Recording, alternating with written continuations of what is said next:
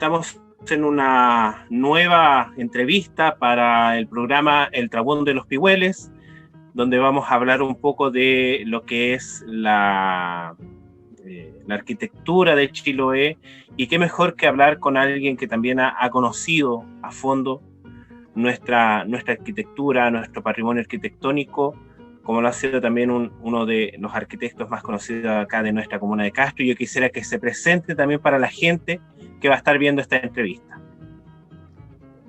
Buenas tardes a los auditores del programa. Muy contento de estar acá compartiendo con ustedes nuestra experiencia de más de 40 años.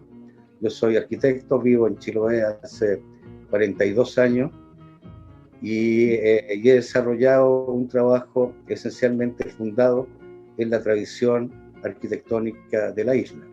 Es decir, podemos señalar de que es una arquitectura sustentable, en tanto ella se sustenta en la arquitectura preexistente, en la arquitectura vernacular. Así es. Y esto también, esto se podría enlazar también con lo que muchos consideran también como cultura de la madera, don Edward. Exacto.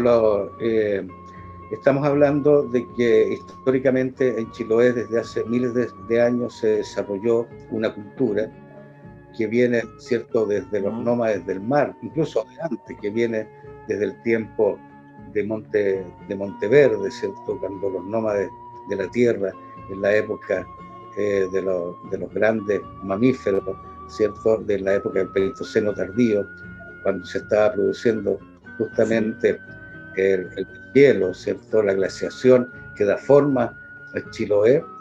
Desde ese tiempo ya se usa la madera. Estos pueblos nómades que cazaban mastodontes, ¿cierto?, y que vivían en una suerte de toldo, de grandes toldos construidos con madera y pieles, eran los pueblos de Monteverde. Y luego los nómades del mar, ¿cierto?, los chonos, que fueron los primeros habitantes del archipiélago, que recorrían todo el archipiélago en una embarcación que era la Dalca, que estaba construida además con madera de alerce, por un pueblo que no conocía las herramientas metálicas, sino simplemente con herramientas de piedra y con fuego, ¿cierto?, con herramientas de concha. Eran capaces de derribar un alerce, sacarle de él 3 tablones, de hacerle perforaciones calentando piedras al rojo, luego coserlas con las mismas cuerdas hechas con el, ¿cómo se llama? La corteza del propio árbol, ¿cierto?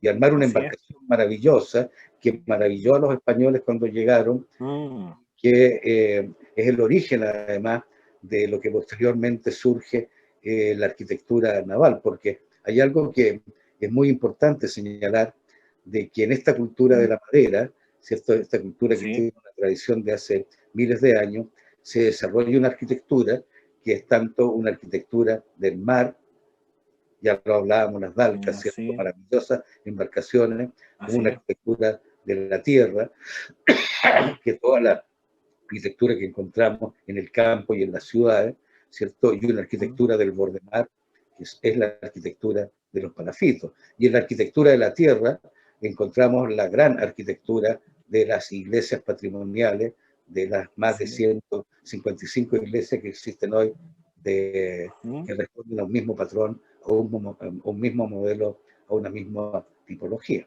Entonces, yo creo que una de las cosas más interesantes de la arquitectura de Chiloé es que se desarrolla, ¿cierto?, en un lugar geográfico que no es otra cosa que un mar interior atrapado entre 2 cordilleras, la cordillera de los Andes y la cordillera de la costa, que es la Isla Grande, donde se produce un flujo y un reflujo de mar, ¿cierto?, que da origen a este mar interior, que es primero que nada ocupado por los pueblos, por los nómades del mar, ¿cierto?, por los pueblos originarios, posteriormente por los huilliches, ¿cierto?, y luego por los españoles que también ocupan todo este mar interior y desarrollan además la misión circular que da origen, ¿cierto?, a las grandes iglesias patrimoniales y que además se realiza, mira qué interesante, toda la evangelización se realiza con la Dalca y con los indígenas canoeros, ¿cierto?, que llevaban al cura para ir haciendo la misión por todas las islas. Entonces, hablamos de una cultura de la madera, donde la arquitectura se expresa en este archipiélago, ¿cierto?, tanto en la tierra, en el mar y en el borde mar, y donde además, al no existir otros materiales, básicamente, ¿cierto?, es la madera maravillosa proveniente del bosque nativo, que tiene distintas cualidades, ¿cierto?, con la cual se van creando todas las respuestas que la cultura requiere, ¿cierto?, para responder a las necesidades de la gente. Es así entonces como no solo se construyen las casas de madera, las iglesias de madera, los cementerios de madera, ¿cierto?, las embarcaciones de madera, sino que de madera también se hacen, ¿cierto?, las platos, las cucharas, se hacen, ¿cierto?, las herramientas, se hacen la herramienta, la luma para se hace, bueno, y la cantidad de artilugios que conocemos, todos los artilugios de la madera, los juguetes de los niños, hay bicicletas de madera, triciclos de madera, ¿cierto?, las imágenes religiosas, en fin, o sea, podemos hablar de un mundo construido casi exclusivamente con madera, porque era el material, ¿cierto?, que se tenía a mano para poder dar respuesta a todos los requerimientos y a las necesidades de la gente. A mí me parece que hay cosas tan maravillosas, ¿cierto?, como ¿cómo se llama que le colocan a los chanchos? Catranca parece que se llama. La calranca. Que son 3 palos que se los amarran, y esos 3, que son parte de la cultura de la madera, ¿cierto?, están cumpliendo la función de que el chancho no se nos arranque por el alambrado. Entonces, respuestas ingeniosas y maravillosas que ha dado el pueblo chilote, ¿cierto?, y la cultura chilota, para crear una cultura de la madera, y que es además una cultura archipiélaga, una cultura del borde mar, ¿cierto?, que entiende este juego de las mareas que van y que vienen. El diseño de las embarcaciones tiene que ver con el hecho de que el mar se retira y la embarcación tiene que quedar acostadita, ¿cierto?, en la arena, por eso no tiene quilla, por eso tiene guardabalance para poder quedar ahí acostada en la arena. Vale decir, tiene de todo. Claro, o sea, está el diseño y los años, ¿cierto?, y la tradición han ido generando una arquitectura que es la más apropiada y la más adecuada, y que es lo que yo creo que tiene que servir de base para desarrollar la arquitectura contemporánea, y tanto en todo ámbito, ¿cierto?, desde la vivienda social, ¿cierto?, hasta la vivienda, hasta las escuelas, todo debe estar de algún modo, creo yo, teñido y sustentado, ¿cierto?, en este conocimiento ancestral que ha generado esta cultura maravillosa que es la cultura de Chiloé. Don Edward, ¿usted en qué año llegas a la isla de Chiloé, más o menos, exactamente? Yo llegué el año 77. El año 77, en una época en que no existían los transbordadores, por lo tanto, había que entrar a la isla como correspondía, ¿cierto? Uno venía desde el norte en tren, llegaba hasta Puerto Montt, ahí tomaba un bus Cruz del Sur, ahí en Chacao se bajaba con su maletita, su mochilita, se subía a la lanchita Cruz del Sur, que son las mismas lanchitas que conocemos, que hacen el recorrido en el archipiélago, contemporáneas, cruzando el canal de Chacao. Bienvenido a Chiloé. Llegábamos ahí, llegábamos, ¿cierto?, a otro mundo, que era un país dentro del país, era una cultura distinta a la cultura chilena, ¿cierto? Y donde era un país distinto. Era un país distinto, ya yo quedé maravillado, ¿cierto? Yo soy del norte, venía del desierto de Atacama, por lo tanto, lo que menos había en el desierto de Atacama, ¿cierto? Eran árboles, verde, agua, nube, arcoíris, ¿cierto? Y por lo tanto, ya solo cruzar el canal de Chacao quedé cautivado, ¿cierto? Y empujado por este paisaje maravilloso. Y luego cuando llegué a Castro también, bueno, luego crucé el canal de Chacao, me bajé, ¿cierto? Con mi maletita nuevamente, me subí a otro bus del sur que estaba esperando y seguí hasta Castro pasando por Ancud, ¿cierto?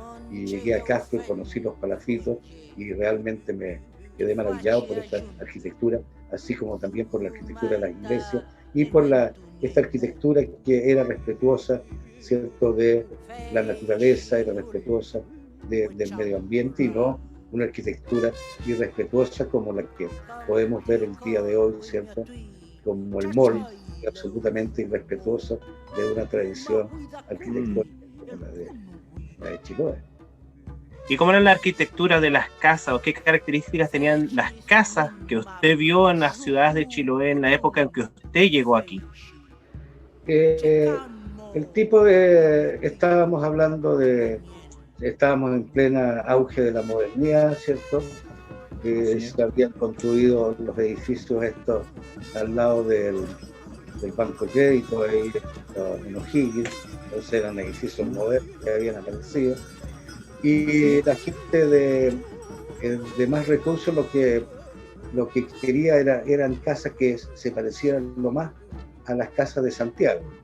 Por lo tanto, eran casas con techos muy planos, eran casas con grandes ventanales, ¿cierto?, con vidrios de aluminio.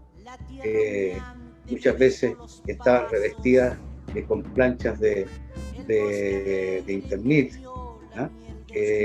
Y luego venían con martelina para que parecieran que fueran de hormigón. Estaba la imagen de que la modernidad, ¿cierto?, tenía que ver con las cosas que se hacían en Santiago, ¿ah? Y de hecho se habían construido algunas obras acá en ese sentido.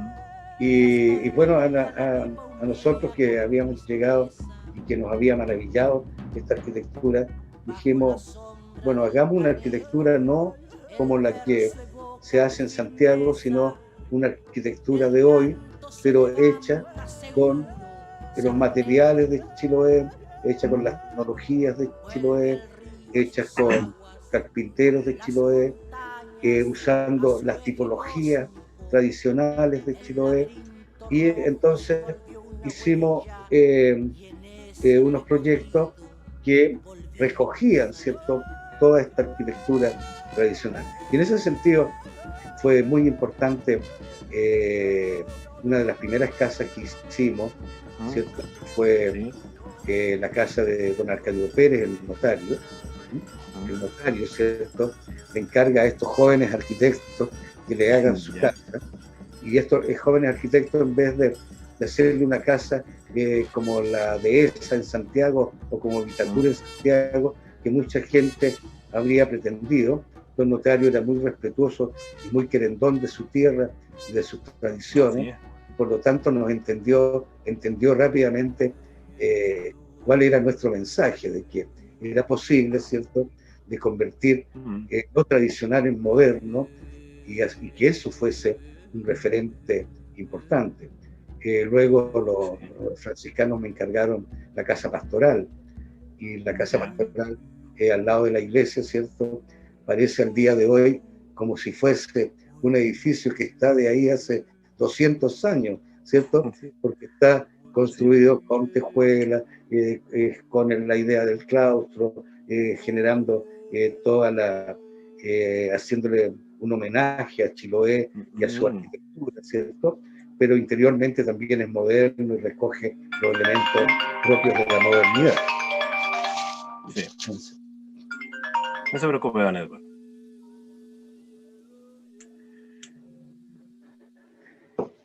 Entonces están, ¿sí? Claro, estábamos conversando entonces. Claro, nuevamente aparece, construimos la casa pastoral, ¿cierto? nuevamente se hace desde ese sentido, ¿cierto?, un homenaje, un tributo a la arquitectura tradicional que nos sirven, ¿cierto?, como de base para hacer una arquitectura que sea propia de este lugar, ¿cierto?, y que no sea ajena, y que se convierta en algo absolutamente natural, tan natural como el clima, tan natural como la lluvia. Y en ese sentido, siempre va a estar integrada, ¿cierto?, con la arquitectura que es de hoy, pero que busca recoger, sustentarse en el pasado y también proyectarse hacia el futuro. Entonces, cuando eso generó un cambio, de hecho, quien estaba desarrollando esta arquitectura fue un gran amigo nuestro, un gran maestro, que era don Agalviro Vega, que él era constructor, y por lo tanto, él a la gente le hacía estas casas modernas, pero cuando vio de que se podía hacer la modernidad más propia de Chiloé usando los materiales de Chiloé, nos enseñó mucho del modo de cómo hacerlo, de cómo había que recortar las tejuelas, de cómo había que integrar también una buena calidad constructiva, ¿cierto?, a lo que era la arquitectura tradicional. Porque también era interesante. ¿Sí? Sí, no, don Edward, disculpe que lo haya interrumpido también. Dentro de estos materiales que ustedes utilizaban para hacer estas construcciones modernas, ¿qué maderas de aquí de esta zona de Chiloé utilizan comúnmente? Claro, el gran descubrimiento, ¿cierto?, fue la enseñanza también de estos maestros como don Agalviro, como los propios maestros mayores y carpinteros de Chiloé, que nos enseñaron, ¿cierto?, de que cada madera tenía una cualidad que iba a cumplir una función dentro de la construcción. Si vamos a hacer los pilotes, ¿cierto?, ideales que sean pilotes de ciprés, porque el ciprés funciona muy bien en la tierra, ¿cierto? Y sobre todo en ese punto de encuentro, cuando el pilote entra en la tierra, ¿cierto?, y está sometido a esos cambios de humedad, ¿cierto?, entre la lluvia y lo seco.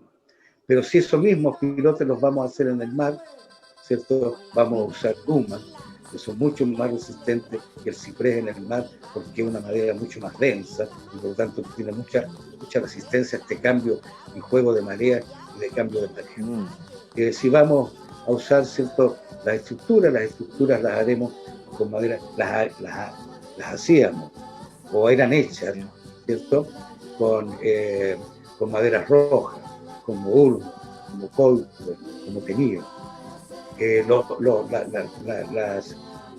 Luego venían los encamisados, que hoy se hacen, ¿cierto?, con OSB o con terciado. Los encamisados eran de tabla, ¿cierto?, y eran o de tepa o de canelo, ¿no?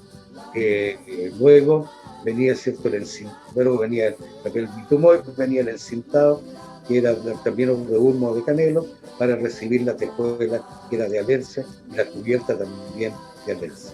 Y los interiores usaban bastante en ese tiempo mucho mañío, que hoy ya es un lujo usar mañío en las construcciones.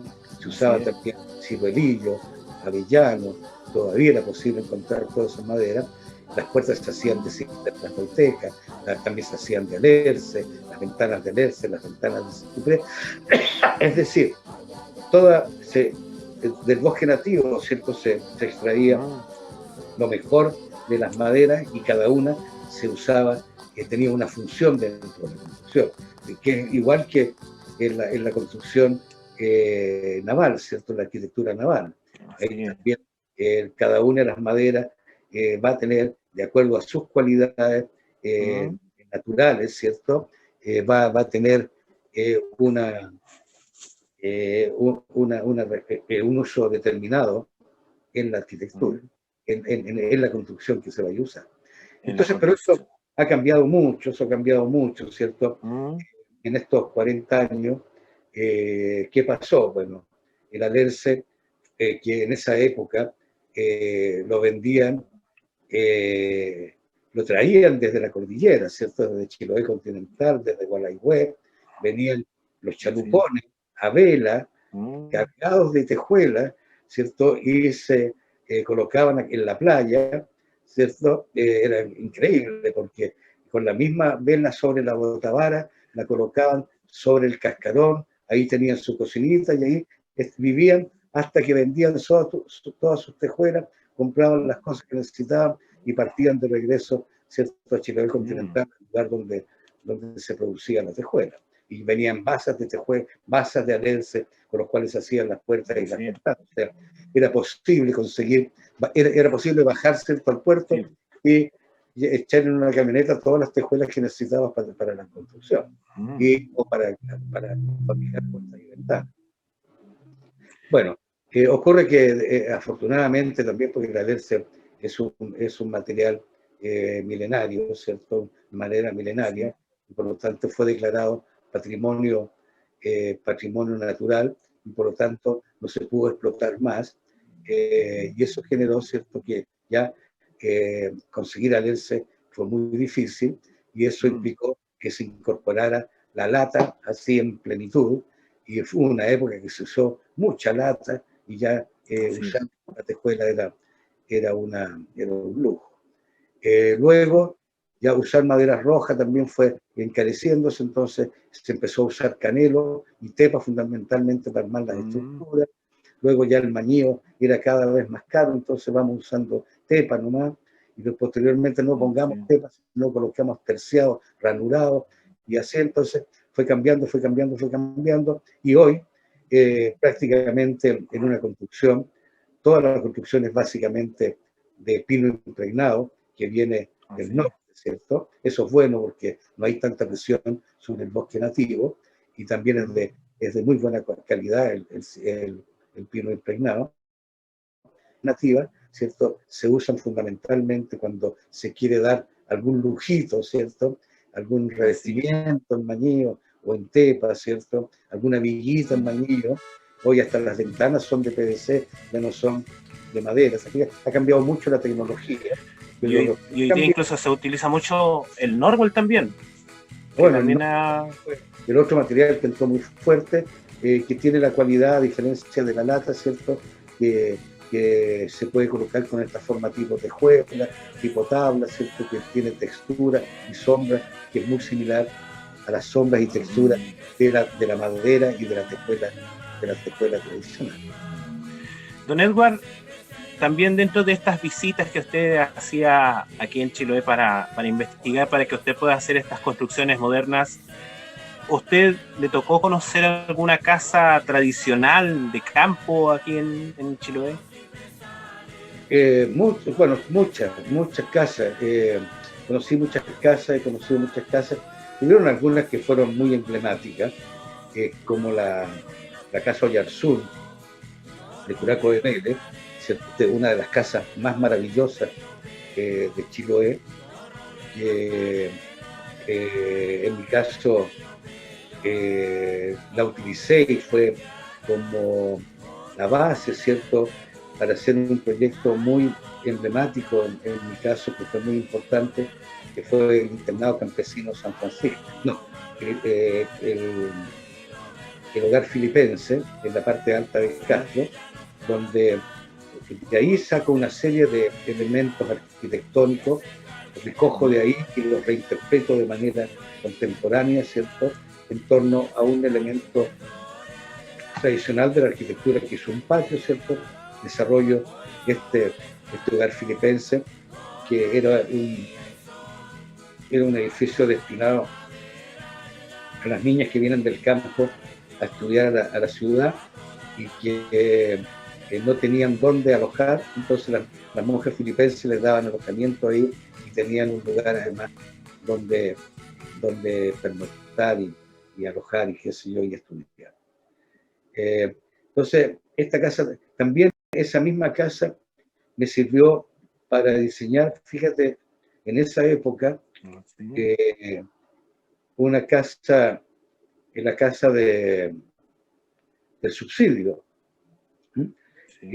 una casa del subsidio habitacional, un señor de Chonchi que se había ganado un subsidio, quería que yo le hiciera una casa, y yo le hice como esa gran casa, ¿ah?, se la hice en chiquitito, ¿ah?, Y esto es fantástico, mira, es como esto.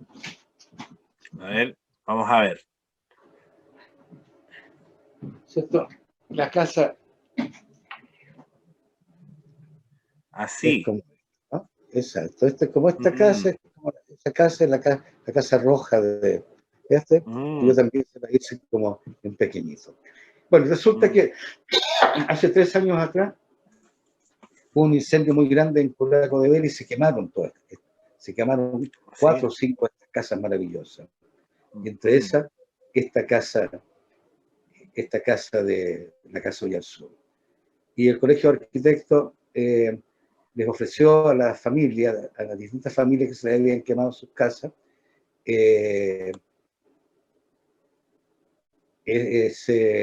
hacerle una casa que fuera parecida a esa casa que se les quemó. Nunca la maravillosa casa Oyarzún, que era grande, eran como de 300 o 400 metros cuadrados. Aquí solamente se podían recrear una cosa mayor, pero recreamos el espíritu de lo que era esa casa mayor. O sea, es decir, incluso dentro del subsidio habitacional, y por eso que te hablaba recién, que hasta en el ámbito de la vivienda social es posible incorporar los valores de la identidad para desarrollar una arquitectura de hoy, una arquitectura contemporánea. No sé si se están acabando a veces los minutos del Zoom. Parece. Bueno, nosotros podríamos conversar ya antes que se nos termine el tiempo del Zoom, de que usted cuando vino acá a Chiloé, y creo que también lo he leído en algunas de sus entrevistas, de que usted también se enamoró de los palafitos de aquí, sobre todo la ciudad de Castro. Cuénteme un poco de las características de estos palafitos y qué le encantó de ellos. Existen como dos modos de desarrollar, ¿cierto?, la arquitectura. Existe una forma de hacer la arquitectura que la hacemos los arquitectos, y que de toda la arquitectura que se hace en el mundo, ¿ya?, solo el 15% la hacen los arquitectos, porque el resto la hacen las comunidades en general. Se llama la arquitectura sin arquitecto, y que la realizan un maestro mayor, el que tiene el más conocimiento, no alguien que ha estudiado en la universidad. Entonces, lo que me llamó la atención de los palafitos fue justamente eso, que lo que había ahí era una arquitectura que estaba hecha, ¿cierto?, por la comunidad chilota, por la gente de Chiloé, por los carpinteros de Chiloé, y esa arquitectura era propia solamente de este lugar, no existía en otro lugar en Chile. Si bien es cierto, los palafitos existen en todos los continentes del mundo, ¿cierto? Son, en el caso de Chiloé, es distinto al resto de los palafitos que existen en el mundo, porque en Chiloé, además, estas casas están integradas a la ciudad y son un barrio más de la ciudad. Yo los conocí en una época en que todavía se consideraba una arquitectura marginal. De hecho, existía un decreto de erradicación de estos palafitos porque se consideraba que ellos eran villas miserias, eran poblaciones callampas sobre el mar, ¿cierto? No eran dignas de la ciudad de Castro. Entonces, yo creo que al ver esta maravilla que era única en Chile, no existía en otro lugar en Chile, ¿cierto? Claro, no tenían alcantarillado, no tenían agua potable, y ahí dimos la batalla, ¿cierto? Y la defensa de los palafitos, de la dictadura, junto con los pobladores, con los habitantes de los palafitos, algunos poetas también del lugar, y algunos intelectuales, profesionales que nos ayudaron en esta campaña, Colegio de Arquitectos, y que demostramos que este no era un problema estético, sino era un problema ético, y lo que había que hacer era dotar a esos palafitos de alcantarillado, agua potable. Antes los palafitos tiraban todo su alcantarillado, cuando yo los conocí hace 40 años, eran focos de contaminación, porque todo el excremento y iba directamente al mar, y esperando que viniera la marea, ¿cierto?, y se los llevara. No tenían electricidad, estaban colgados de la luz, los focos de incendio eran frecuentes. Entonces, al demostrar de que no era eran marginales en tanto no tenían apoyo, pero sí recibían el apoyo necesario, ¿cierto? Si eran dotados de alcantarillado, agua potable, electricidad, si se mejoraban, realmente se podían convertir en lo que son hoy, ¿cierto? Que son íconos de la arquitectura de Castro y íconos de la arquitectura de Chiloé, y por qué no decirlo, íconos también de la arquitectura de Chile. Cuando se habla arquitectura de Chile, se muestra arquitectura de los Palafitos como una de sus cosas importantes. Y hoy día hemos visto también de que hoy día los palafitos hoy día han cambiado también su fisonomía, que antes eran casas comunes y corrientes que eran vistas desde la cara trasera. Hoy día hacer palafitos con restaurante, con algunos son hoteles, incluso hasta una iglesia también se está planeando hacer un palafito. Sí, exacto. Bueno, había toda una transformación del barrio que ha significado, ¿cierto?, que de alguna manera también se ha incorporado ahora esta arquitectura que hacemos los arquitectos, y que también ha sido cuidadosa de la arquitectura preexistente, porque igual, ¿cierto?, dialoga con lo que ahí existe, no es una arquitectura que sea, que busque opacar lo que ahí existe, sino todo lo contrario, lo que busca es ir en diálogo con ella. Nosotros estamos detrás junto con el padre Fray Julio, el párroco de la iglesia franciscano, que es arquitecto y que es el principal promotor, ¿cierto?, de la iglesia Lourdes en el barrio de los Palafitos, y que además la diseñamos en conjunto, y que es una pequeña iglesia que es además velatorio, es de los adultos mayores, es del club de adultos mayores de los Palafitos, quienes la han promovido, fundamentalmente porque no tienen venir ¿cierto?, a las misas aquí en el centro, les cuesta ya con la edad y todas las cosas, hacen misa por ahí en los estares de las casas, qué sé yo, y bueno, y han desarrollado con lo que es tan propio de Chiloé, que esta potencia que tienen las mingas, ¿cierto?, a través de una minga de construcción de esta iglesia Palafito, ¿cierto?, han ido juntando peso a peso y han ido montando en un terrenito que tiene 4 metros de frente, ¿cierto?, se abre hacia el interior. Entonces ahí encontramos, ¿cierto?, esto que conversamos al comienzo, de que la importancia que significa trabajar, ¿cierto?, con los valores identitarios y culturales propios de la arquitectura del lugar. En este caso, la concepción arquitectónica del hecho palafítico, junto con uno de sus valores más relevantes, que son las iglesias patrimoniales, y todo esto es una respuesta de hoy, en una respuesta contemporánea que recoge materiales también contemporáneos, pero también recoge materiales tradicionales, y que está construido además con todo el conocimiento, ¿cierto?, y la tecnología de los carpinteros chilotes, que han sido ellos los que han entregado, don Nemesio, ¿cierto?, el maestro mayor, que ha entregado las maravillosas y lindas soluciones constructivas de esta capilla, que es muy simple, que no tiene mayores pretensiones, pero que es absolutamente apropiada al lugar y apropiada a la cultura del lugar y apropiada a las necesidades de la gente que están promoviendo. Así es. Don Edward, antes que terminemos esta pequeña entrevista, de antemano también agradeciendo el tiempo que nos ha dado para conversar. También yo sé que usted es una persona que ha estado con muchas reuniones y mucho trabajo. Yo quisiera dar un espacio, le voy a dar un espacio a usted para que él pueda dar un mensaje, un saludo o algo, incluso lo que usted quiera, para la gente que está viendo este programa, que es El Trabuón de los Pigüeles. Bueno, señalar a todos los, ¿cómo se llamarían? ¿Ah? Los telespectadores, podríamos decir. Espectadores, claro, que nos están escuchando. Bueno, señalar de que es muy importante que tratar de que, como decía, una de las frases más maravillosas que yo he escuchado, ¿cierto?, en Chiloé, que siempre ha sido un referente en nuestro trabajo, ¿cierto?, se la escuché a Monseñor Juan Luis Izar, el obispo, nuestro gran obispo, él puso, ¿cierto?, junto con la dimensión religiosa, ¿cierto?, puso a la cultura de Chiloé en su real valor, y él siempre hablaba de que lo importante es que Chiloé pudiera seguir desarrollándose sin dejar de ser Chiloé. Entonces, creo que es un mensaje que siempre hay que tenerlo muy presente, que en el caso nuestro es posible hacer una arquitectura sin que ésta deje de ser la arquitectura y pretenda ser una arquitectura de otro lugar.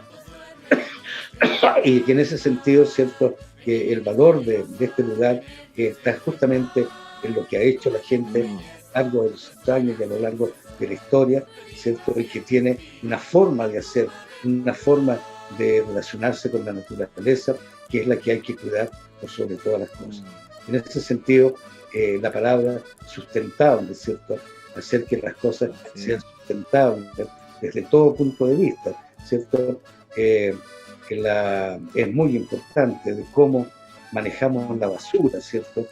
Cómo hacemos que eso sea también sustentable y no convertir, ¿cierto?, nuestra tierra en lugares llenas de vertederos y cosas de ese tipo. Hemos tenido así ya viejo, ¿cierto?, esta posibilidad de decir, bueno, hace un par de años, en vez de botar la basura, ¿cierto?, usemos parte de ella, hagamos compost, ¿eh?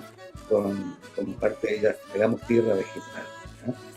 Y es maravilloso ver, ¿cierto?, cómo eso, que en vez de ir a un vertedero y convertirse en basura y mierda, ¿cierto?, se convierte en mierda. Como dijo mi nieto, es caca, dijo, esto es caca, sí, es caca de lombriz, y por lo tanto se convierte nuevamente en tierra, y una tierra maravillosa, ¿cierto?, para poder plantar, y que usarnos nosotros en un pequeño invernadero que tenemos. Por lo tanto, esa relación, ¿cierto?, con la tierra y usando los valores que nos ha entregado una cultura tan maravillosa como la de Chiloé, y que nos dice que el mundo de hoy tiene que apuntar hacia lo sustentable, creo que sería una cosa que podría señalar esta tarde a los teleauditores. Don Edward, muchas gracias por su tiempo, muchas gracias por haber estado con nosotros, y yo creo que también la gente que verá esta entrevista va a estar halagada con los conocimientos que tiene. Así que muchas gracias, don Edward, y esperamos que esta sea la primera de muchas entrevistas que quizás podamos tener por ahí en cualquier tema, en cualquier temática que podamos desarrollar. Así que muchas gracias, don Edward. Gracias a ustedes por la invitación, y en cualquier momento nos vemos en una próxima conversación. Muchas gracias.